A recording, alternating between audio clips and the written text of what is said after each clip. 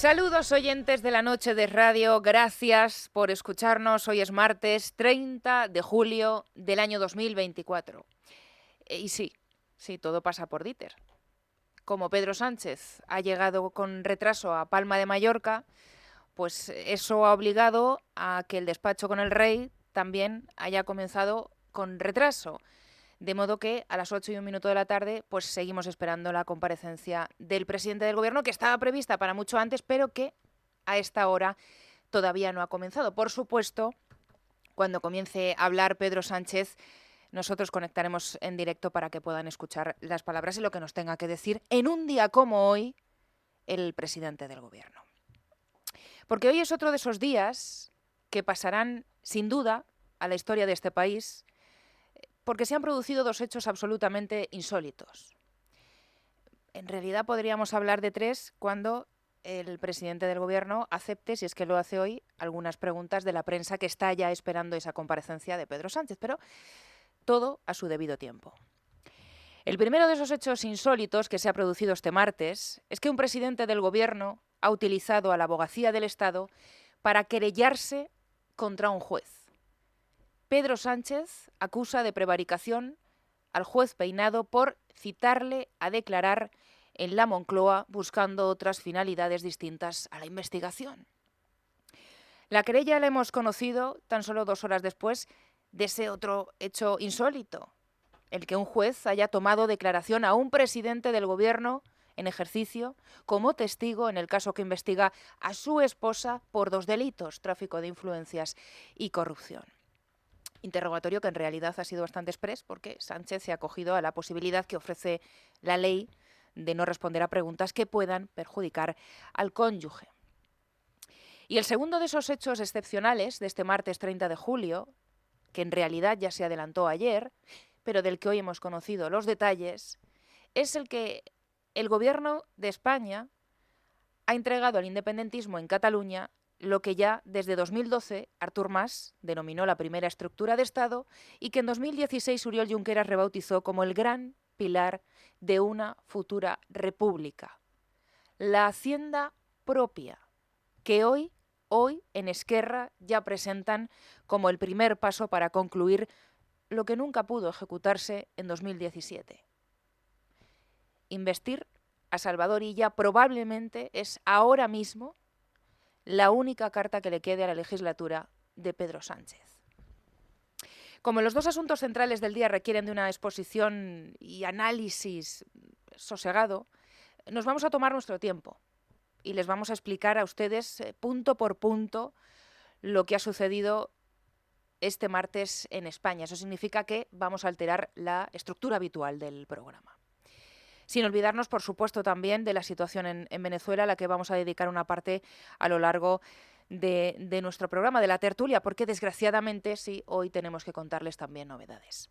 Pero vamos a comenzar por el principio, en el Palacio de la Moncloa.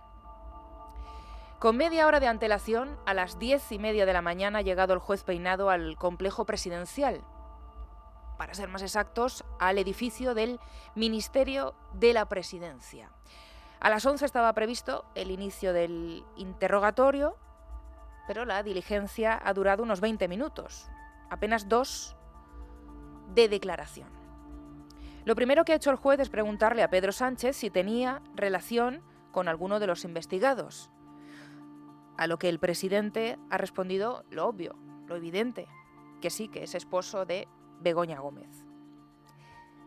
Y acto seguido el juez le ha recordado que, al ser marido de la investigada, no tenía obligación de declarar, pero que podía hacer las manifestaciones que considerara oportunas tal y como contempla la legislación. En ese punto Sánchez ha confirmado que efectivamente no iba a responder a las preguntas y el instructor ha dado por concluido el trámite con la firma del acta, procedimiento habitual. A las 2 menos cuarto de la tarde los diarios avanzaban la querella de Pedro Sánchez contra el juez Peinado por prevaricación. El escrito presentado lleva la firma de la abogada del Estado y decía lo siguiente. Según la abogacía, Peinado no cuenta con un mínimo indicio que soporte las diligencias que ha acordado y acusa de haber provocado una conjetura que ha generado un descrédito gratuito para la presidencia del Gobierno.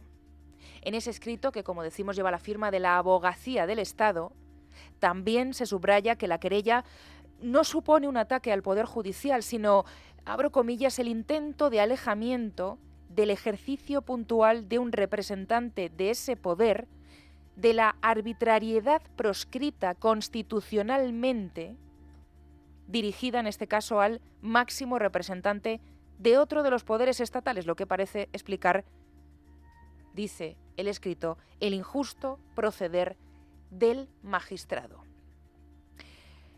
Añade también la abogacía en su escrito de 35 páginas, pueden leerlo en libertaddigital.com. Hay múltiples elementos que hacen evidente que la toma de declaración practicada este martes contraviene la normativa y despoja a la presidencia del Ejecutivo de las garantías que le ofrece la ley de enjuiciamiento criminal y sin explicación alternativa. Recordamos que esta mañana Sánchez se ha acogido a su derecho a no declarar ante el juez Peinado, amparándose precisamente en el artículo 416 de la ley de enjuiciamiento criminal. Bueno, la noticia de la querella ha saltado en mitad de la rueda de prensa tras el Consejo de Ministros en Moncloa. Aunque es verdad que algunos medios han confirmado lo evidente también, que ya estaba redactada y que se ha esperado al término de la declaración del presidente del Gobierno ante el juez Peinado para publicarla en la prensa.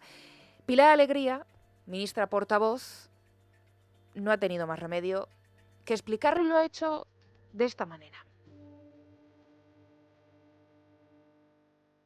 ¿Qué hemos visto hoy? Pues hoy hemos visto que han venido a grabar un montaje con un claro objetivo, que es erosionar la imagen del presidente del Gobierno, de la presidencia del Gobierno, en base a un no caso. También les diré, toda nuestra confianza y toda además nuestra tranquilidad, porque somos perfectamente conscientes que el tiempo pondrá a cada uno en su sitio. A cada uno en su sitio. Y hoy, evidentemente, se ha venido a Moncloa a hacerse una foto, seguramente a dar, si me permiten, alimento a las tertulias para este verano. Y no se preocupen ustedes, que en los próximos días seguramente vamos a ver filtrado las imágenes en algún pseudomedio digital conservador. No se preocupen porque ese momento llegará. A este no caso, a este, si me permiten, a este montaje le faltaba el episodio del día de hoy. Ya ha pasado. Esta misma mañana la Abogacía del Estado ha presentado una querella en defensa de la institución de la presidencia del Gobierno. Se lo decía anteriormente a su compañera. Lo que estamos viviendo es un montaje. Es absolutamente evidente que estamos frente a un montaje. Y aún les diré más. Es que además la estrategia está muy clara. Y la estrategia es dar una cobertura jurídica a lo que es una causa política. Dar una cobertura judicial a lo que es una causa política. Lo saben ustedes y lo conoce la ciudadanía. Aquí no hay causa, no hay objeto. Y es que además la ley es muy clara al respecto. Y fíjense, con esta querella se pretende, por supuesto, que respetar la independencia y la labor del Poder Judicial, pero también defenderlo de las prácticas de quienes operan por motivos políticos y ajenos a la ley. Y a su vez, como no, defender también la dignidad de una institución tan importante como es la presidencia del Gobierno para que esto no vuelva a suceder nunca más a ninguna persona, independientemente de su ideología política, que el día de mañana ocupe la presidencia del Gobierno de España. No deja de ser curioso que la Abogacía del Estado haya enviado un escrito al juez en defensa de la institución de la presidencia, cuando hoy a Pedro Sánchez se le había citado en calidad de esposo de la investigada. Y es importante incidir en esta contradicción, porque el privilegio de declarar por escrito a un presidente es por hechos que haya tenido conocimiento como presidente y no como esposo. Por lo tanto, si Pedro Sánchez insiste en que quería ser interrogado por escrito, ¿significa esto que sí estaba dispuesto a responder sobre lo que pueda conocer como presidente del gobierno? Como hasta ahora insiste en que está dispuesto a colaborar con la justicia, a lo mejor es lo que nos está queriendo decir esa querella que se ha interpuesto hoy contra el juez Peinado.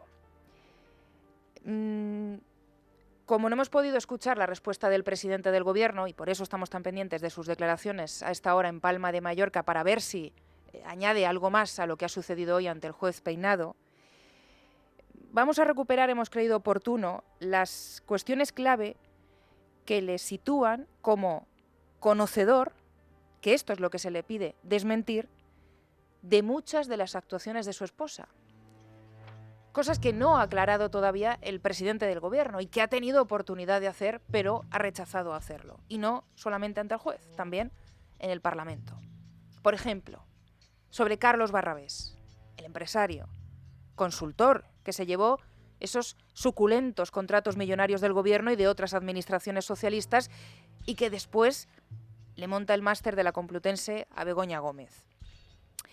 Les recordamos que el propio Barrabés reconoce ante el juez Peinado el pasado 15 de julio que fue a Moncloa no una, ni dos, ni tres veces, que lo hizo en hasta 8 ocasiones para reunirse con Begoña Gómez y que en al menos 2 de esos encuentros estuvo presente Pedro Sánchez. ¿De qué habló Barrabés en esas reuniones en el Palacio de la Moncloa? ¿Cuál fue el objeto de esos encuentros?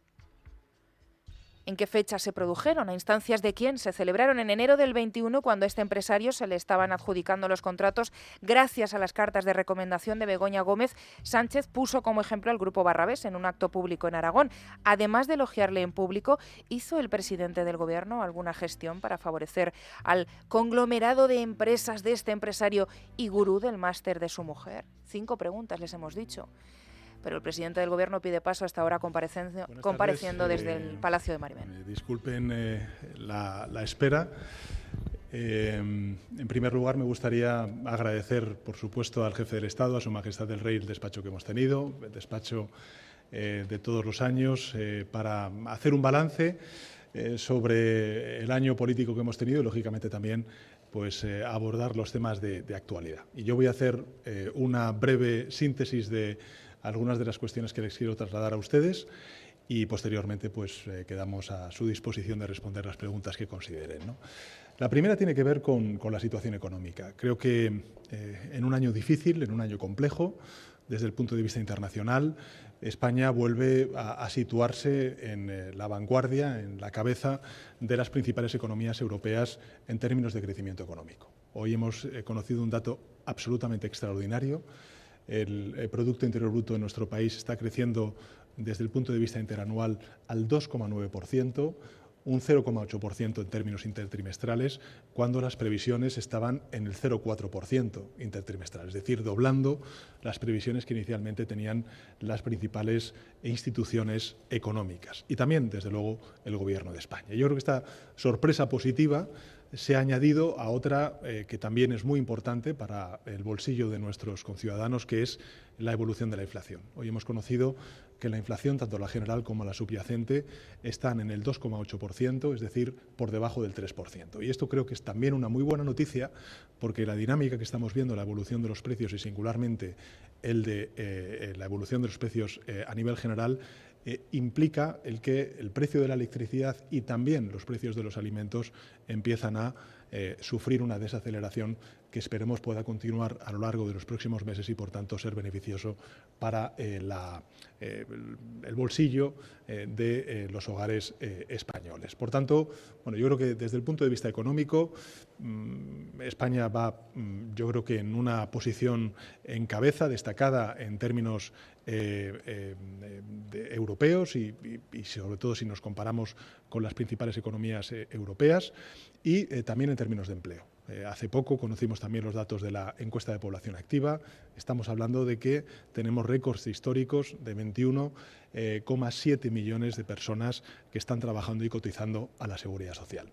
Evidentemente, lo que queremos, y por eso trabajamos desde el Gobierno de España, es que estos datos macroeconómicos también tengan una traslación al día a día de nuestros ciudadanos y ciudadanas. Y por eso creemos que lo fundamental, lo primordial, es que no solamente continúen pues subiéndose el salario mínimo interprofesional como hemos hecho durante este año, revalorizando las pensiones como hemos hecho durante este año, reforzando el estado del bienestar y las políticas vinculadas con los servicios públicos, sino también algo muy importante, y es precisamente hacer una apuesta decidida por la vivienda, que sé que es uno de los principales dramas, una de las principales preocupaciones para el conjunto de ciudadanos. Bueno, como intuimos que más allá de presumir de economía, Pedro Sánchez tendrá algo más que contarnos, enseguida volveremos a conectar con esta señal en directo y también con Rubén Fernández, con nuestro compañero que está siguiendo muy de cerca la intervención del presidente para resumirnos todo lo que diga. Pero bueno, poníamos el foco en los 5 asuntos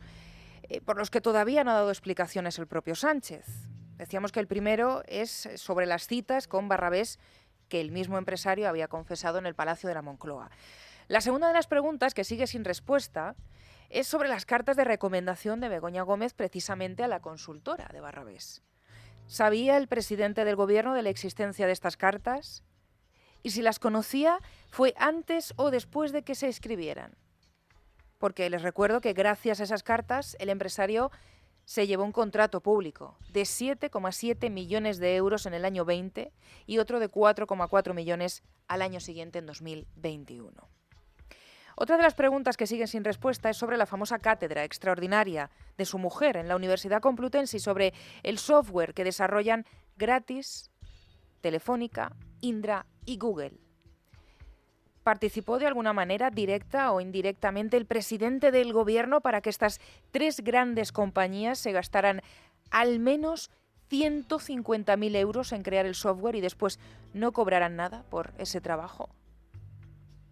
¿Intervino Pedro Sánchez para estos gigantes tecnológicos se reunieran con Begoña Gómez? Porque también les recuerdo que la mujer del presidente del Gobierno, sin título universitario oficial y dirigiendo una de las cientos de cátedras que existen en las universidades españolas, se le recibió con todos los honores, y nada menos que por parte de los presidentes de Indra y de Telefónica. ¿Hizo alguna gestión Pedro Sánchez para que esos encuentros se pudieran producir? Y hablando del software, ¿conocía el presidente del Gobierno que su mujer, Begoña Gómez, registró la marca en su domicilio particular de Pozuelo de Alarcón, en Madrid? Porque sabemos que Begoña Gómez se fue a la oficina de patentes y marcas para registrar el software y que puso como dirección la vivienda en la que residía con Sánchez antes de trasladarse al Palacio de la Moncloa. ¿Era conocedor el presidente del Gobierno de este importante detalle?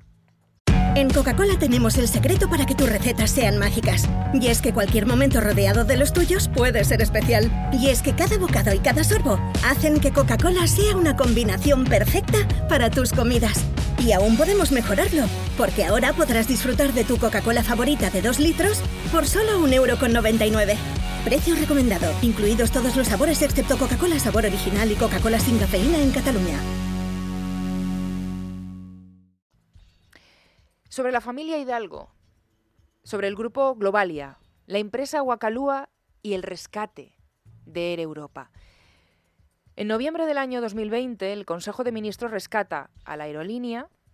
Pedro Sánchez participó en las deliberaciones y no se apartó, a pesar de que luego hemos sabido que ese mismo año Globalia patrocina eventos de Begoña Gómez o que su mujer se reúne en varias ocasiones en secreto con Javier Hidalgo y con el comisionista del Ferrari, Víctor de Aldama. esto que lo han publicado los medios de comunicación y que también lo ha reconocido la propia ERE Europa, lo de la reunión secreta, ¿lo sabía Pedro Sánchez? ¿Conocía el presidente que Javier Hidalgo se reunió con Begoña Gómez en 2019 para que el gobierno le ayudase con una deuda? ¿Conocía que antes de que su gobierno salvara a la compañía, Globalia patrocinó varios eventos de Begoña Gómez? Son asuntos, lo ven ustedes, muy concretos, por los que, insistimos, tanto el Partido Popular como Vox ya le han preguntado en el Parlamento en reiteradas ocasiones y siempre sin respuesta. Y ya les adelantamos que ni ante el juez ni ante los periodistas parece que haya aprovechado Pedro Sánchez para responder sobre esta cuestión. Enseguida nos marchamos de nuevo hasta Palma de Mallorca, porque en breve comienzan las preguntas al presidente del Gobierno. Pero antes, Miguel Ángel Pérez, muy buenas tardes.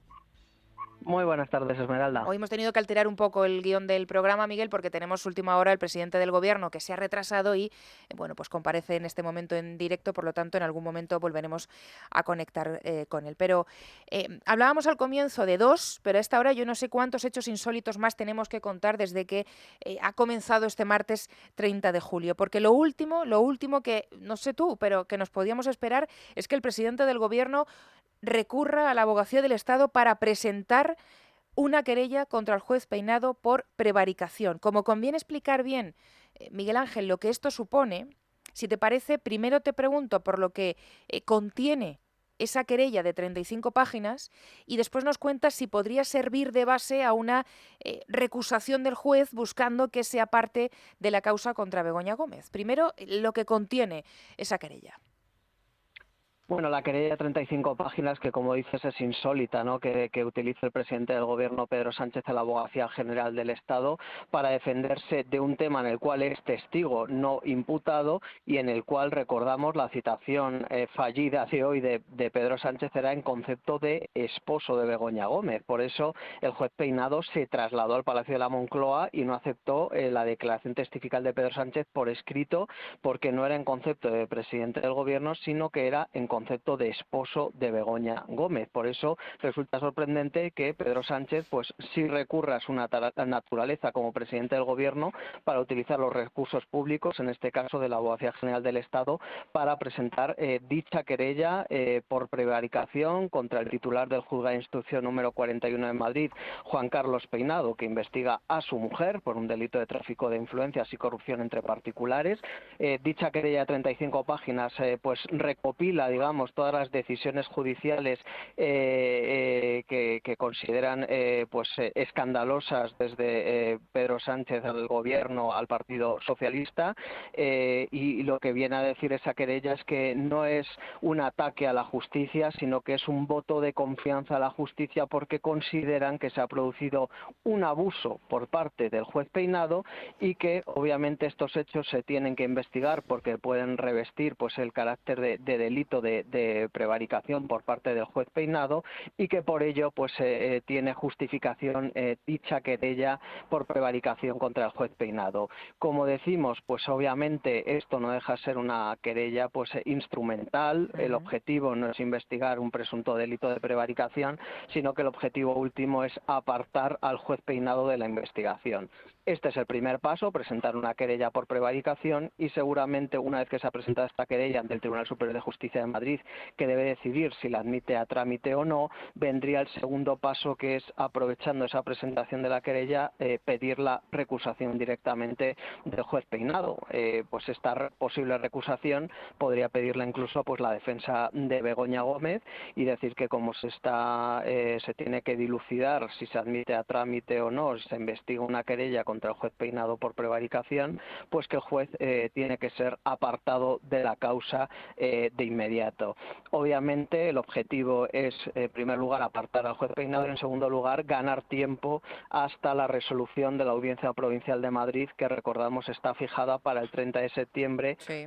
Tienen su esperanza depositada en la Audiencia Provincial de Madrid, desde el punto de vista que ellos consideran que podría adoptar una resolución contra al juez Peinado, y por eso lo que quieren es ganar tiempo y mientras tanto pues tener al juez Peinado apartado de las diligencias y que no pueda seguir tomando declaración a imputados y a testigos del caso Begoña Gómez. Pero esto entiendo que no va a ser sencillo. Miguel, tú lo sabrás mejor que yo, pero hay jurisprudencia contraria a permitir que una querella interpuesta tras la apertura de unas diligencias pueda desembocar en un cambio del juez instructor. Está bien lo de ganar tiempo, pero no va a ser tan sencillo, entiendo, a priori. No, desde luego pues no deja de ser un laberinto jurídico, ¿no? Porque ahora habrá que esperar el Tribunal Superior de Justicia de Madrid a que estudie la querella, decida si la admita o no la admite, y luego en paralelo habrá que ver también qué sucede con la posible recusación, porque como decimos, todo esto no deja de ser una estrategia claramente organizada y planificada por Pedro Sánchez, por su mujer, por el gobierno del Partido Socialista, que lo que quieren es ganar y ganar tiempo. Obviamente pues todas estas acciones judiciales necesitan su tiempo y mientras han recurrido incluso pues el plazo del 30 de septiembre para que la Audiencia Provincial de Madrid pues resuelva sobre el futuro de la investigación, pues mientras tanto pues lo más inmediato es sacar cuanto antes al juez Peinado de la investigación, y por eso han presentado pues esta querella instrumental que lo que quiere pues es evitar el presente del caso y que sigan pues celebrándose pues esas declaraciones, esas imputaciones que cada vez se pueden acercar más al propio presidente del gobierno, Pedro Sánchez. Bueno, pues veremos a ver, Miguel Ángel, cómo discurre a partir de ahora el procedimiento judicial. Estaba claro que citar a Sánchez en calidad de esposo de Begoña Gómez iba a limitar muchísimo la investigación, teniendo en cuenta que el delito por el que se le investiga es el de tráfico de influencias. Por lo tanto, a ver cuál es el siguiente paso después de esta querella por prevaricación que ha presentado hoy la Abogacía del Estado. Solamente respóndeme con un sí y con un no. ¿Tienes novedades para contar a lo largo del programa? Yo creo que sí. ¿Tú crees que sí? Vale. Pues entonces, yo creo que sí. Entonces, ¿crees que te podemos volver a llamar? Es posible, muy posible. Venga, pues yo me lo apunto y a lo largo del programa, Miguel Ángel Pérez, muchísimas gracias. Te volvemos a llamar con las novedades que publiques en Libertad Digital. Un abrazo fuerte. Un abrazo, Esmeralda. Y no se crean que son novedades cualquiera, que a partir de las 9 de la noche van a poder leer una auténtica bomba en Libertad Digital y después se le va a contar Miguel Ángel, el autor de esta información. Pero sonido en directo, Palma de Mallorca, preguntas al presidente del Gobierno. En que las relaciones son complicadas, hay cruces de acusaciones, de amenazas, de demandas en los tribunales diversas, y especialmente me gustaría hablar específicamente del problema que hay con los menores migrantes, ¿no? ¿Qué opino de la postura del Gobierno de Baleares con este tema y también de ese cruce de amenazas de recursos de inconstitucionalidad por parte del Gobierno y de ir al Supremo para que se convoque la conferencia de presidentes por parte de Proens? Bueno, son dos preguntas, pero con varias derivadas, ¿no? La primera sobre la financiación autonómica. Mi gobierno, como ustedes saben, porque no es la primera vez que comparezco en este entorno y siempre me hacen la pregunta, ahora usted me pregunta sobre esto, pero durante muchos años me ha preguntado sobre el régimen especial de Baleares. Y bueno, efectivamente, acabamos de aprobar un reglamento en el Consejo de Ministros que lo que hace es desarrollar toda la parte vinculada con el estímulo a inversiones y la creación de empleo en Baleares. ¿Esto qué significa? ¿A dónde quiero llegar? Pues que todo territorio tiene su singularidad. Y mi gobierno ha sido el gobierno que ha reconocido la singularidad vinculada con la insularidad de las Islas Baleares. Y el régimen especial que tiene económico Baleares de aquí al año 2028 creo que es una demanda, una causa justa de la sociedad de las Islas Baleares que reconoció el Gobierno de España y, por tanto, desde ese punto de vista, lo que pido es que también esa empatía, esa comprensión con la singularidad que tienen otros territorios, pues no esté reñida con ninguna cuestión que tenga que ver con la igualdad entre españoles, que desde luego está garantizada. Porque, insisto, con el mismo sistema de financiación autonómica que tenemos, los españoles han sufrido los mayores recortes del estado del bienestar y los mayores avances en el fortalecimiento de ese estado del bienestar. ¿La diferencia cuál ha sido? Pues la diferencia ha sido el tener al frente del Gobierno de España y de los gobiernos autonómicos o gobiernos de derechas o gobiernos de izquierdas, o gobiernos que creen en los servicios públicos o gobiernos que privatizan esos servicios públicos. Todo territorio, lo acaban de escuchar ustedes, tiene su singularidad. Es la forma con la que Pedro Sánchez está justificando el acuerdo con Esquerra Republicana a cambio de investir a Salvador Illa, el acuerdo para ceder la gestión tributaria, para ceder la hacienda catalana que tanto ansía el independentismo a Esquerra Republicana. Vamos a ver qué es lo que más tiene que aportar sobre este asunto el presidente del Gobierno, porque hoy hemos escuchado a Pilar Alegría en el Consejo de Ministros y la verdad es que mucho no ha entrado en detalle. Y este ha sido el otro asunto del día, el del acuerdo firmado con Esquerra para sacar a Cataluña del régimen común. Cuentan quienes estuvieron cerca del fugado Carles Puigdemont el 26 de octubre de 2017, es decir, el día antes de la declaración de independencia, que ante las presiones de los suyos para activar la ruptura, dijo lo siguiente: no tenemos nada preparado, no tenemos estructuras de Estado, no tenemos policía, no tenemos mediador internacional, no tenemos ningún fondo económico. Ese día Puigdemont estaba decidido a convocar un adelanto electoral en Cataluña. Lo que pasó después, el 27 de octubre, bueno, pues ya lo saben ustedes de sobra. Ese año 2017, en la famosa Agenda Moleskine, incautada por la Guardia Civil a Josep María Jové, se enumeraban hasta 14 de esas estructuras de Estado, además convenientemente desarrolladas, las que ya tenían preparado el independentismo en ese plan o hoja de ruta para el anuncio de la declaración de independencia. No se las vamos a enumerar todas, pero sí las más destacadas, y ustedes van a entender exactamente por qué las rescatamos 7 años después y en este preciso momento. La primera, por relevancia, está claro, la Hacienda catalana, una hacienda propia. También un Ministerio del Interior, un Poder Judicial, un Ministerio de Defensa, el control de puertos y aeropuertos, que acaba de suceder en el País Vasco, el control de los servicios de transporte aéreo, marítimo y ferroviario, que ha pasado con el Cercanías, correos y el blindaje total del catalán. Ayer les contamos que en ese acuerdo rubricado con el Partido Socialista también se da un paso más en la persecución de la lengua española, en la eliminación total del español en las aulas de toda Cataluña. A la 1 de la tarde Pedro Sánchez ha reunido a la cúpula de su partido en Ferraz porque básicamente en algún momento les tendría que explicar lo que ayer por la mañana ya había rubricado con los separatistas. Muchos de los convocados han tenido que participar por videoconferencia porque les ha pillado, claro, de vacaciones. La mayoría de líderes territoriales no tienen asiento en este órgano de dirección, pero ello no quita para que en estas últimas horas leamos en algunas crónicas expresiones como «es una barbaridad», «nos lleva a todos por delante», lo de entregar la hacienda al separatismo. «Si es así, es inaceptable», «no es defendible». Todo esto, por ejemplo, lo leemos en una información hoy en el diario El Independiente. A la 1 ha reunido Sánchez a la Ejecutiva, a la 1:15 Esquerra nos ha filtrado a los medios el documento de 25 páginas de ese acuerdo y el viernes es cuando van a tener que decidir las bases de Esquerra. Un día después, hasta el sábado, no vamos a escuchar a la Ejecutiva del PSC, al propio Salvador Illa.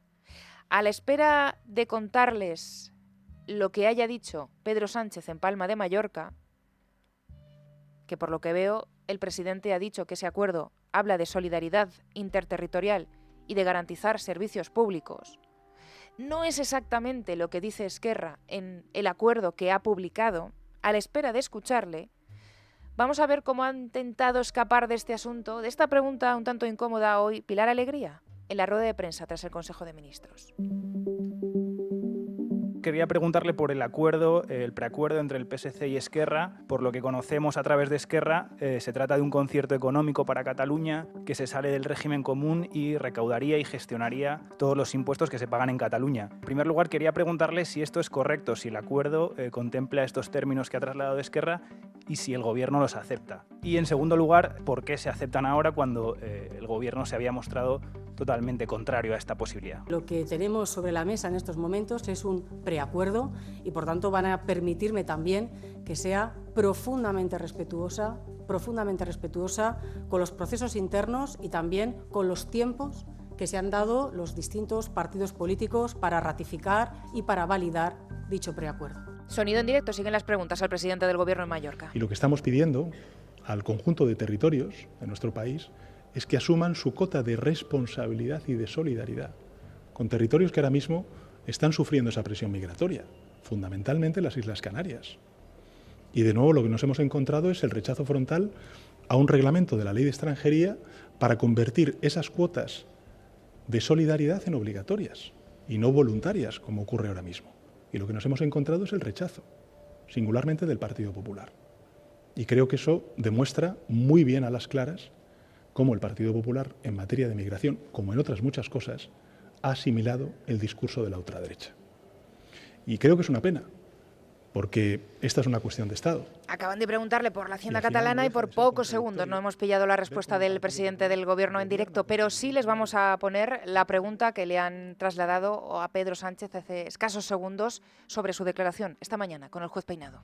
¿Cómo ha sido su declaración de esta mañana, la primera vez que un juez entra en Moncloa, su declaración de esta mañana ante el juez Peinado y por qué ha decidido presentar una querella contra él hoy precisamente y con qué argumentos? Comprenderá que después de un despacho con el jefe del Estado no deba, ni pueda, ni quiera referirme a ello. Mañana tengo además una rueda de prensa en el Palacio de la Moncloa donde voy a hacer balance sobre este año y por tanto ahí podré referirme a esta cuestión. Pero por el respeto que lógicamente me debo y debo al despacho que he tenido con el jefe del Estado, sobre esta cuestión no voy a decir nada hasta el día de mañana y referirme lógicamente al contenido de lo que ha expuesto la Abogacía General del Estado. Pues el presidente del Gobierno, lo han escuchado, nos emplaza mañana. Mañana, rueda de prensa de balance de final de curso. Mañana aceptará el presidente del Gobierno más preguntas, de las que a esta hora ya está aceptando en Palma de Mallorca.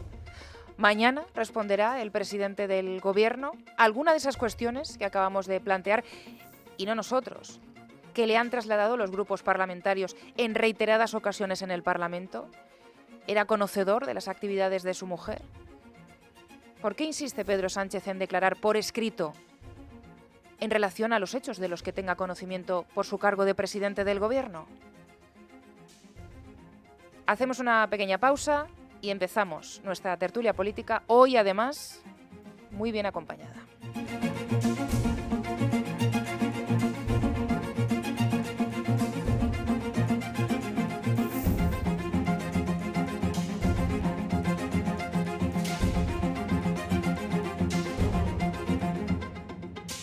La noche de Dieter es radio, con Esmeralda Ruiz.